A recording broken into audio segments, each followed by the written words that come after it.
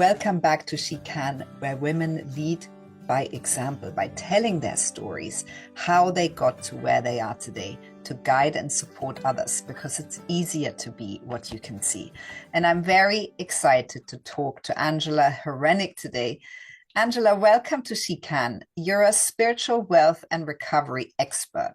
You've worked with some of the world's happiest and most influential people like the Dalai Lama, Desmond Tutu, Shirin Ebadi, Deborah Hutton, and you help people unearth and remove unconscious beliefs to create an awesome and prosperous life. And you do that through meditation plans, pilgrimages, events, workshops, coaching, and more. Angela, tell us a bit more about your journey, how you got to where you are today. Well, first off, thank you. Thank you, Stephanie, for finding me and for this platform. I want to do a shout out for you first, because I went through not all videos, but the videos that I saw, and you're doing a great service to the world. You know, these stories, people's stories are our gold. This is what binds us. Yes. Thank you. My story is long, twisted, complicated. And so I will just kind of move things forward. Well, how did I end up where I am? I came from a family of a lot of abuse. So there was a lot of abuse, violence, neglect, and I turned to alcohol. So I'm a recovering alcoholic, which is a really important part of the story that I don't put on my website. I talk about it when I do presentations, etc., and all my clients know, but I don't put it on my website. And that is an underlying thread of like, it's recovery from trauma. So my journey began many, many years ago. I was 16 when I left home because I was suicidal. I was suicidal from the age of 14 all the way into my 30s. And I was very messed up. And so alcohol saved me up until it started to kill me. And it was in my mid-30s that I sobered up. And in fact, I celebrated 28 years yesterday of sobriety. And it's a big deal. Every year that goes by, it's another big deal, because that's without alcohol, that's without a drug, that's without a cigarette. And the way society is now, a lot of people can't cope. They can't cope without something that helps them through, maybe not the day, but maybe the night. So, beginning as an alcoholic with the abuse, the trauma, when I started to sober up, I cleaned up my mind. And that's the hardest part. It's our body, our speech, and our mind, but it's our mind that we mostly have to fight with, the war there. And when I sobered up, it took quite a few years before things started to right themselves. And when they did, because they always do, and my message to anybody anywhere is, doesn't matter how low you've gotten, from whatever background you've come from, you can always be of service and make it through, like be productive, purposeful, and living your life mission. So, mid 30s, sobering up. Then the beautiful gifts started happening, working with the Dalai Lama, working with Bishop Desmond Tutu, Shirin Ebadi, the United Nations. I was called forward to put together a panel for the United Nations. And then meeting the president of India. So all these beautiful, beautiful gifts started to happen based on my recovery. And I always have to say that. I was a Buddhist far before I recovered from alcoholism. And so my message also is, it ain't going to be spirituality that's going to cure your illness. Like, you can't go to a temple if you've got cancer or diabetes. It's an inside job. So fast forward, like in my early 40s, things changed again. I started to get very strong. And I said to the divine, my higher power, and I said, like, show me where you want me to go. And that's when I met love. I was a commitment phobe. I had never been, had been married, de facto married in my 20s for 10 years, but I couldn't commit. So that's a very long story how I met my partner. Suffice to say, I met him when I was 16 in England, and then I re-met him in my 40s. And he was now living in Australia. So my next mission was to go to Australia and start all over again with the tools that I had. And there I'm a beautiful, I mean, we like attracts like. So when I got there, I knew nobody. I only knew my partner. And I started meeting beautiful people, Olympians, mainly athletes. And that's a part of my story, that I was an elite athlete early on in my, up until I was 20, competing internationally. And so there I was, Nat Cook, and she was introducing me to all her friends. And then her partner was one of the coaches for the Olympics. And Nat was also in the Olympics, actually in London. She was competing in London. So they became clients of mine. So, and on it goes. And then the latest pivot point, because I know people care about, like, how did you do it? The last pivot point was 3 years ago when I landed in Costa Rica. So I'm here working with people. Well, actually, I'm not working with people here in Costa Rica. I'm working worldwide, globally. And as you said at the opening, online, one-on-one, taking people to India, Bhutan, to crack them open and help them heal from their trauma, complex trauma. And there's one more little piece, and I know you're going to ask me more questions, but I'll just fit this in. In 2022, I did a scientific trial on one of my modalities. So I have created a modality that I've been working with for 20 years. And people were sort of saying, well, put some evidence behind it, like prove it scientifically. And so we did a clinical trial, and lo and behold, the results were staggering and significant. And now we're moving towards a second level trial and publishing the results of that trial. So I'm woo-woo, but I'm also science-based, right? Yeah. And the cleaning up of the trauma. So that gives you a little bit of a picture. Angela, it sounds to me as if you've really transformed your pain into purpose, right? You have gone through this, you are leading with your story, and now you are helping other people do the same through different modalities and offerings. Tell us a little bit more about the science that has backed one of these modalities. I think people would love to hear about that. What does that mean? Sure. Yeah. Well, we all have emotions. Okay, so let's start there. We have emotions and feelings, and this is a society that doesn't honor them, right? We squish them down, stiff upper lip, control yourself, don't show your emotions, right? And that leads to all manner of disease, physical disease and mental health issues. And in 1998, there was a scientist in America who created something called the ACEs. And he found out 10 places where people would have been wounded in their childhood. And he gave a mark for every time you got wounded, not every time you got wounded, but like physical violence, emotional violence, sexual violence, neglect, mental health, imprisonment. So there are 10 criteria. Every time you tick one of those boxes, you have an ACE score. And the higher the ACE score, he found out, the more propensity later in life there's a connection to physical disease, cancers, heart disease, addictions, mainly, and autoimmune disease. So as a scientist, he was plotting the mental health journey with physical diseases. I come from a recovery background of alcoholism, and not me, drug addiction, but others around me, and codependency. Now, codependency is a term that people throw about, but we don't really know what they are, what it is. And it's really the trauma that underlies any addiction.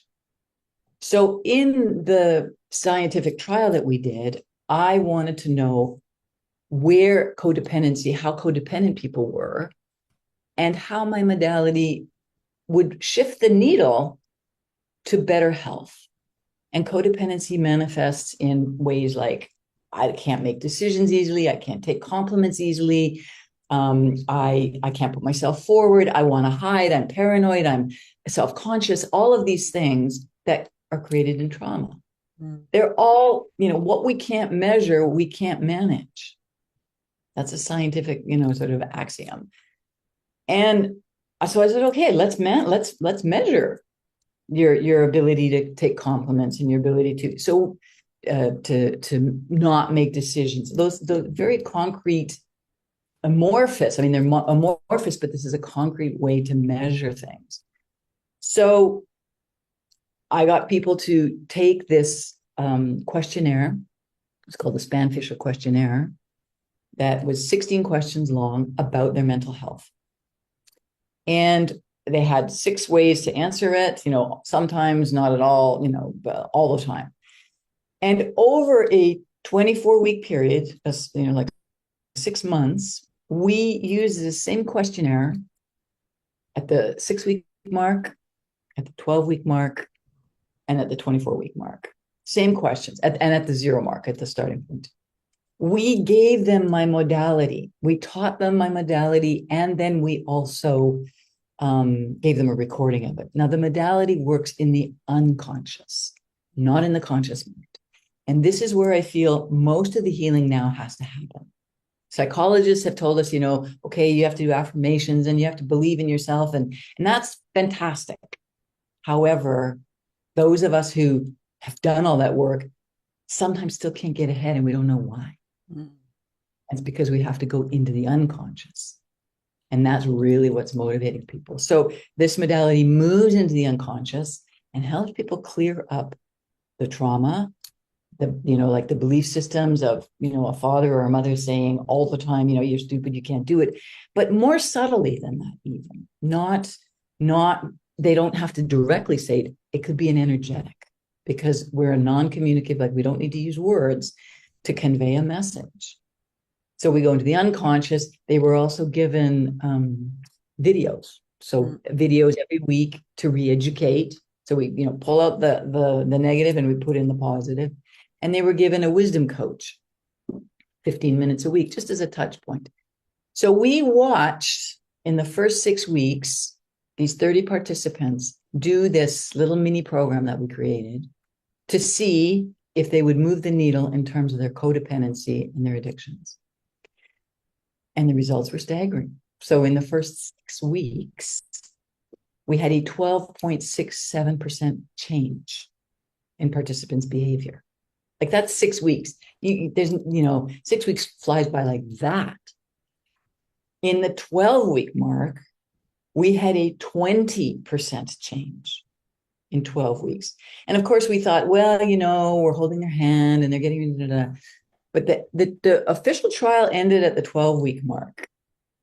We then said, hey, go about your life. Thank you very much. And we're going to connect with you in another 6 months or another 3 months and do whatever you like. Go back to your routine, keep doing this, whatever you like. At that 24-week mark, we found out that the results had stuck. So what that means is that they had made permanent change, at least for that 6 months. What was even more heartening, remember I talked about the ACE score. So people came in on all levels of the ACE score. And the higher the ACE is, the more trauma there had been, obviously. What we found is that the sweet spot for the modality for people to shift was between people having an ACE score of 3 to 7. Now, at the 3 mark, somebody is 1,200% more susceptible to addictions. 1,200%. And you only needed 3 little tickies, So between 3 and 7%, or 3 and 7 on the ACE score, there was a 36% change in those people in a 12-week period. So when we took it to statisticians and said, can you do the analysis of the numbers around these behaviors? They came back and they said, this is scientifically significant on behavioral change. Like these numbers are very, very, they're valid, but they're also significant. So I can't explain the science behind it, but I can explain the measurement of the emotions and how we move through it. Yeah, I understand. Does that make sense? Yes, it makes sense, Angela. And I think the thing that we are slowly but surely understanding is that trauma is stuck in the body. And so with traditional therapy, which is a talking therapy, you will most probably not be able to access those places, right? So, 100%. and there is a place for talking therapy, absolutely, if people need Agree. to, increase their awareness and all of the things. But I just think there is a lot to be said for people who work on the unconscious and on the energetic level, because that's where you get to those places where you can get to those deep places where trauma is stuck in your body, in the makeup of your body. 100%. Angela, do you Yes. want to talk to us a little bit more about your modalities? And it sounds a bit woo-woo right now. So if you explain to us a little bit what those modalities are and how you get these incredible improvements in such a short amount of time. Sure. So I created it 25 years ago from there was lack in the industry to help me move through what I needed to move through. I was seeing a therapist who was a Jungian psychotherapist. I'm a Tibetan Buddhist, so I'm working with already a symbology and mythology. And I knew hypnotherapy and I was in recovery. So those are the four sort of strains that I have drawn from to create this modality. And it's essentially going down a set of stairs and meeting a child part of ourselves. And as you said, and you rightly said it, we cannot heal issues that happened to us before we could even talk. So I maintain that addictions is born in the 0 to 18-month period of time for a child. Now, most of us don't remember 0 to 18 months, right? No. No. So we go down and we work with that baby, non-verbally, but energetically. We work at different phases and stages of the child as she or he shows up. Energetically, we bring in symbolism, and the unconscious brings it forward. We don't have to do much. We just have to sit and visualize and see what's happening. And then obviously you get directions, like I want you to hold the baby and, run your fingers through her hair and talk to her. And that's the level of affirmation. You are lovable, you're deserving of love. I see you, I hear you. So those are the things on the conscious level we love to hear. I see you, I hear you. But a 0 to 18-month-old baby might not have had bonding with her mother for many, many, many reasons. We get to reparent her. And how we reparent her is that our adult self reparents that child self. And it's called an adult advocate. Okay, so it's all of a sudden there's an advocate for this child who didn't have any power or was forgotten or wasn't listened to. And each of the stages of childhood development, there are 6 of them. When we go down the stairs and talk to the child, like say a child comes up at the age of 4, when I'm working with a one-on-one or even in a group, I say, okay, how old was your child who showed up? Oh, I was 4. Oh, I was 6. Each of the ages correlates to a stage in childhood development that either was thwarted because of trauma, or the parent, was really, really good in developing the child's strength. So like say, for instance, a 4-year-old shows up, that child probably as an adult is showing identity issues. As an adult, she's not feeling like, where do I fit in? Or not so much fit in, but who am I? It's the who am I question. And then, maybe they show up at the age of 7. That's about power. And a lot of women show up and it's like, I don't feel empowered. It's like, okay, well, something happened to you between the ages of 4 and 7 as a child that created your blueprint so that later in life, you still don't feel empowered.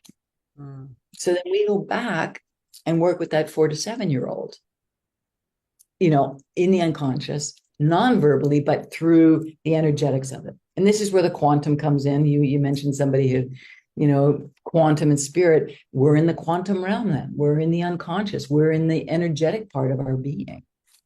And so on this level of reality, change happens. It's alchemical. It is not cause and effect necessarily, but it is energetically changed. Yeah. So it's it's a 20-minute downloadable modality, and I have variations. So it's not just the baseline. That's the one we tested. We have a baseline one, but then we have one. You work with your mother, you work with your father, you work with a significant other, like it could be a priest or a teacher or a coach or something like that. And then even with couples, I have a modality that works with couples in their unconscious. So it's going to be moving out into the world in a bigger and bigger way. I have trained coaches, obviously, in this modality, and they've gone out and helped people. And my vision is that it hits the planet much like EFT or EMDR. That's a hopeful vision for me. Yeah, amazing, Angela. Now, given that women are 80% of autoimmune disease sufferers, right? And we have a huge issue of women not being well in themselves because we might not have been heard and seen or believed, or all the shame we carry, etc., etc. There is so much in our patriarchal journeys that is really impacting women's well-being. What would you say? How can we give listeners a little bit of an insight or tips into how we can self-regulate or balance ourselves on a day-to-day basis? What tips would you give to women listening who especially in this day and age, we live in turbulent times, and every day we feel the world has gone crazy. What could you offer? It's very, very, and it sounds way too simplistic, but sometimes the simplest things are the hardest to do. And that is through the breath. The breath is the connection between our higher self and our human self. And if we can modulate our nervous system, because all of the autoimmune diseases are because of nervous disorders, which come from trauma. Now, I'm not talking about a trauma with a T. All right, we have to distinguish between a capital T trauma and a small t trauma. Yeah. Small t trauma is what we call childhood development trauma. That is like a death by 1,000 cuts, or the water just drips every day, every day, every day, every day, all through your childhood. And then you come out the way you are, and you end up with an autoimmune disease, and you kind of like, but I had a good childhood. And this is not a blame game. This is about, okay, you had a great childhood. Now, let's find out those places where you got wounded, where the expectations were too high. You didn't feel good enough, fast enough, smart enough, pretty enough, tall enough, like the not enoughness. And so the simplest, just to begin, is to come back to the tip of our nose and breathe in fully, a full breath, and exhale out fully. And that in itself is going to calm the nervous system down. And the two sides of our brain are actually going to start to talk. Because when we're in anxiety, only one part of our brain is working. Like we're in the future. We're in the future. And if we're in depression, we're always contemplating the past. But the breath brings us back right into the present tense, right into this moment, where everything is fine. And we have a stored memory bank where it's coming up and saying, no, you're not fine. This isn't fine. Oh my God, somebody's wearing red. I'm going to get triggered, right? Or the smell of roses triggers me, or like the unconscious pulls up. And that's what happens sometimes when we begin, However, the very simplest, second simplest, I mean, these are like, this is bread and butter for me, is you fall to your knees if you're anxious. Because there's chakras, there's spin points on our knees that connect us to our heart. Now, you might say, well, that's a Christian thing or it's a Muslim thing. And it's like, no. This is a physiological thing. Maybe the Christians knew it and maybe the Islamic people knew it, but it works. You fall to your knees. Those are like really, really basic. If somebody is angry at you or yelling at you, leave the room for a moment. Just say, I gotta take a minute for myself and come back inwardly. And then obviously, working in the unconscious is where the longer term and the bigger work happens. But on a moment to moment basis, it's the breath. And that's going to be one of the gifts I'm going to offer your listeners, is what I call the golden morning meditation. And it's a breathing meditation with a little video and a little workbook. And, like me guiding you through how to breathe properly. So. And that's very kind, Angela. Thank you. We're going to put that in your bio of how people can access that. Now, I'm wondering, Angela, you've been doing this for a long time. You have lots of different things that you offer to help support people. What really matters to you now, and how do you want to matter in the world going forwards? Well, I have in my mind, I have this console of a mixing board, like, that musicians use when they're recording something. And, you move this dial up a little bit and then you dial it back and you move this dial up. So I have many frontline priorities around my mission. My personal one is to become enlightened and then help all beings, all sentient beings, become enlightened in order for them to prosper, be empowered, etc. That's a lofty goal, right? I'm the first to admit it. That entails we're walking the path of the wounded healer all together, aren't we? Precisely, and that is to help people who are suffering. Okay, and mainly, you can help them that they've been refugees. I saw that beautiful interview with that woman that was a child, sufferer of genocide. That I don't work with that. I work with people mainly who have recovered or in secondary recovery from addictions, because I know that inside out. It's a mental illness that most people don't know how to handle, right? So for me, I focus on the recovery of codependency and people in secondary recovery from addictions.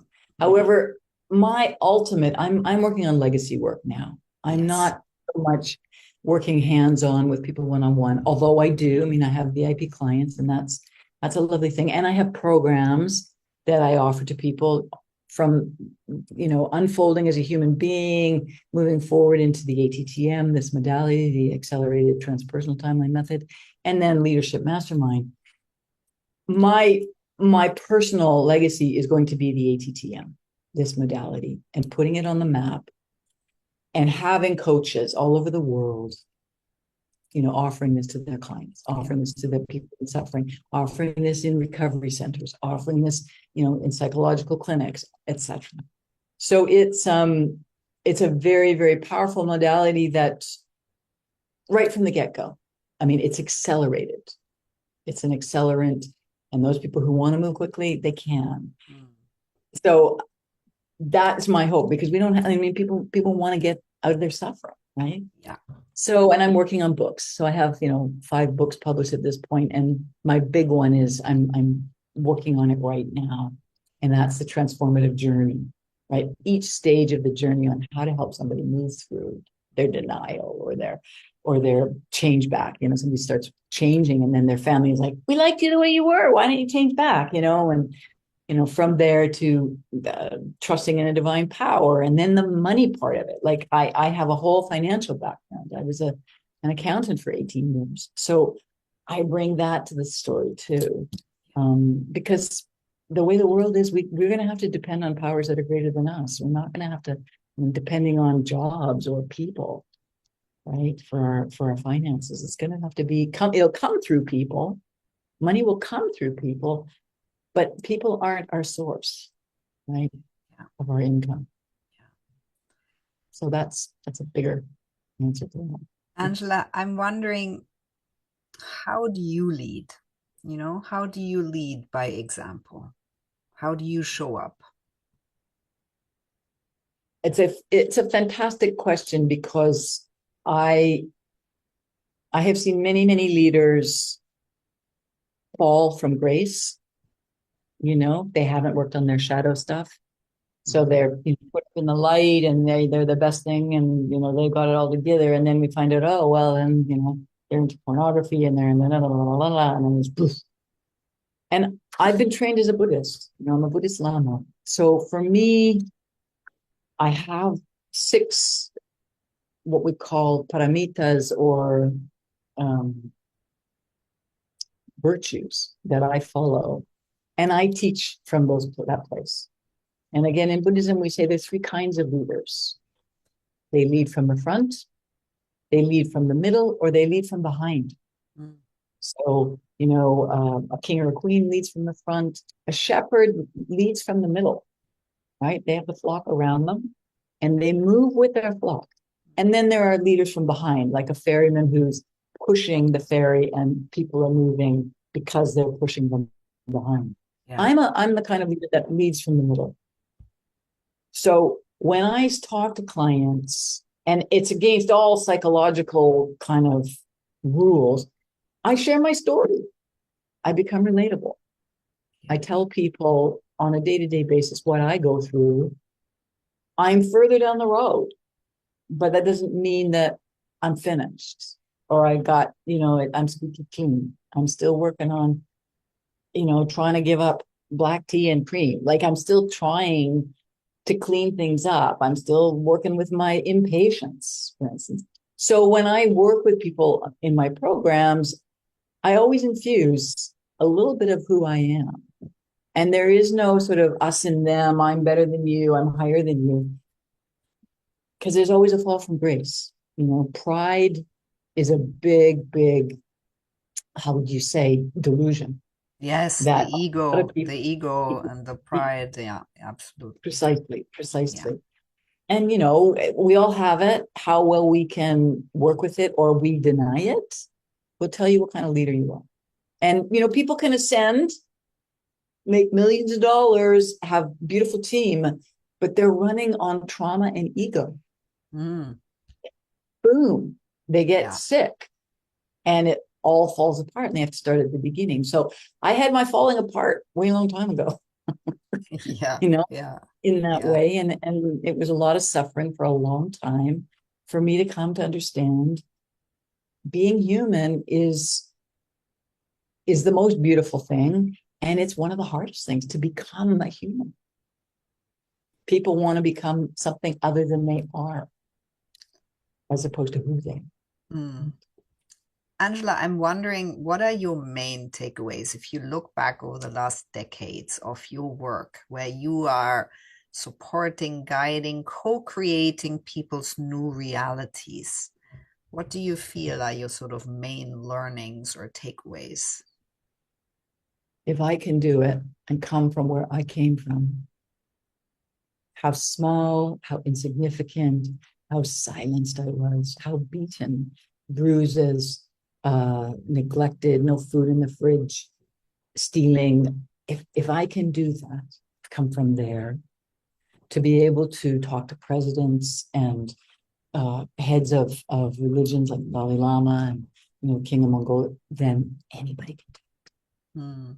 And I'm being sincere about it. I that is the number one takeaway. If I can do it, and I have seen others come from those places, then anybody can do it. Yeah. That's the biggest takeaway. What are you most proud of? Me, you're going to ask me something like that. Just give me a look. It's funny, this question really is something that people are reluctant to answer. And I have this all the time. And I sometimes think it's interesting because from where I'm sitting, if I look at all of you incredible people, it should be pouring out of your mouths. And actually, still to this day, we feel like, oh, really? Am I really? It's an uncomfortable question. Well, why I take a breath is because it's probably not going to be the answer that you imagine. No, I don't imagine anything. I have absolutely no I am most judgment. I'll tell you what I'm most proud of. That I know now how to unconditionally love. That I'm in a marriage. Because from where I came from, everybody was broken and I saw no relationships that were I wanted to end. So the fact that I'm married happily, I mean, of course I'm proud of working with the Dalai Lama. Like that came in 2004. So like that's 20, whatever, how many years ago. Um, I'm very, very proud of that. Working, setting up a 25,000 person stadium with the Dalai Lama and Bishop Tutu, and all the technical stuff that goes with that, and working with them for 5 days like that. Yes, it's a highlight of my life. I'm also incredibly proud of the modality that I created, and yet it's a co-creation with the universe. Like I just was the vehicle and the vessel. But I am proud of how people have taken it forward and where it's going to go, because I know it's got legs.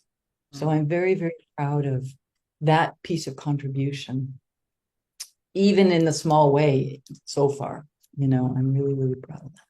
Yeah. And my sobriety, that I have been able to stay sober, both in spirit and emotions and body, like both, all of it, because sobriety is a daily challenge. Yeah.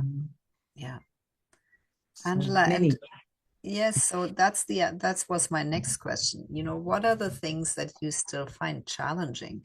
What do you face every day that you feel challenged by,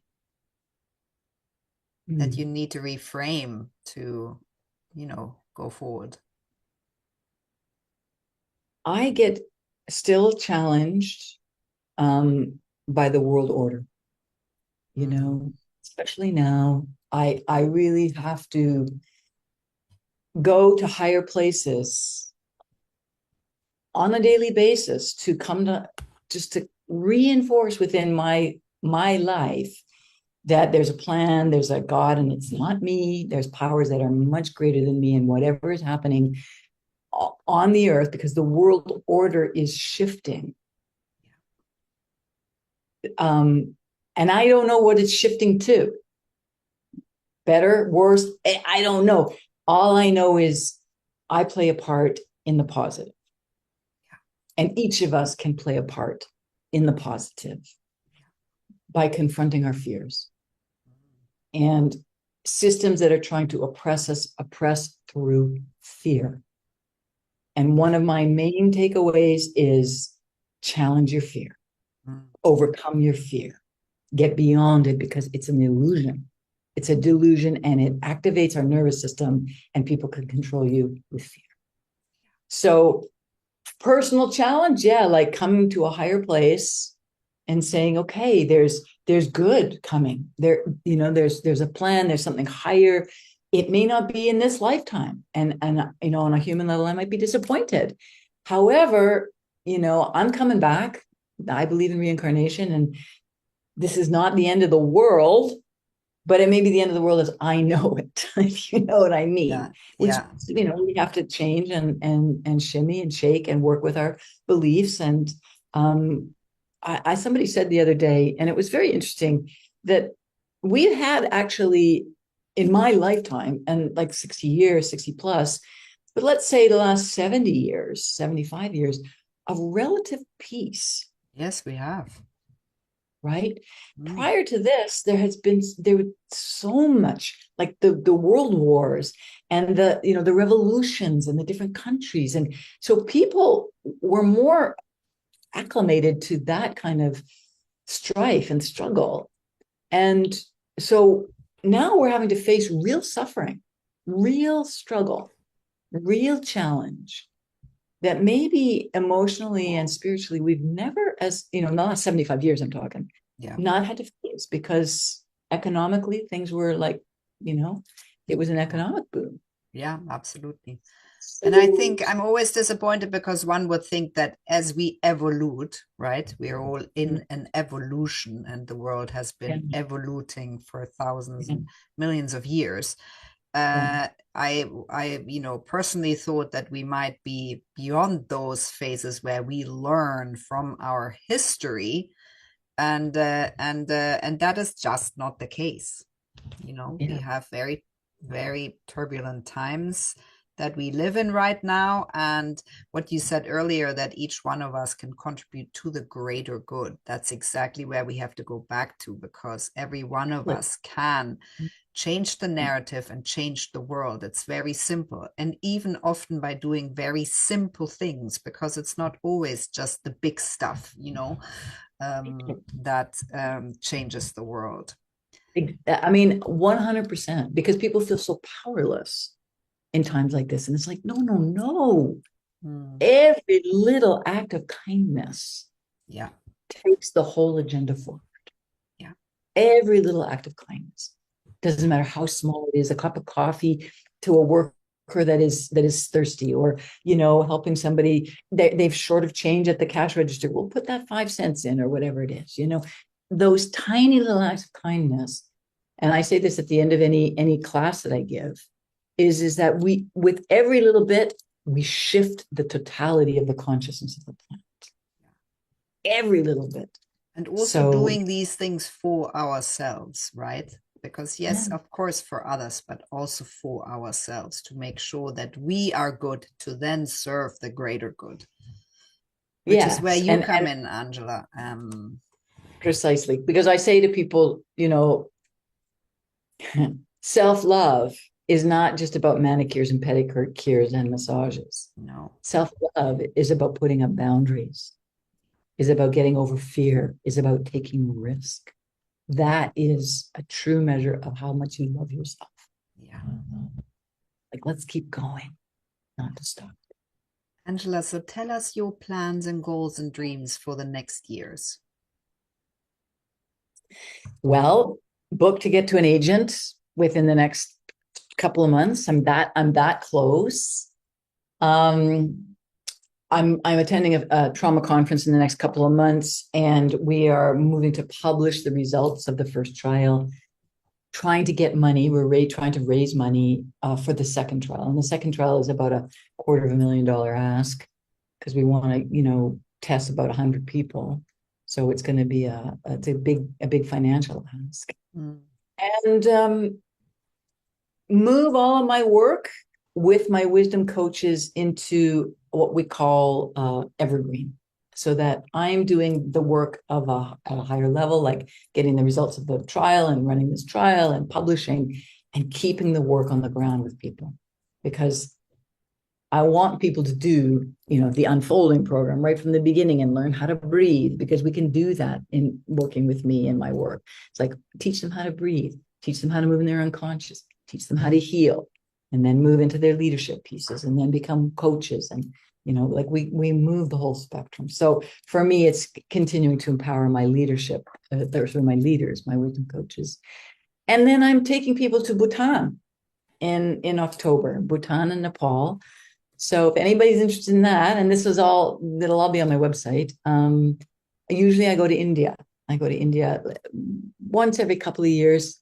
I was going every year, and then COVID hit, and then so the rhythm stopped. And now we're going to go to Bhutan and Nepal and see how Buddhism influences a whole society, and happiness. Because Bhutan has the gross national happiness quotient. Yes. Yeah, it's amazing. Angela, so if you had one message for the world, I sometimes put it this way: if you could write a postcard to every human on this planet, what would it say on this postcard? What would it say on this postcard? Again, if I can, you can. And that's why I really like the title of your She Can,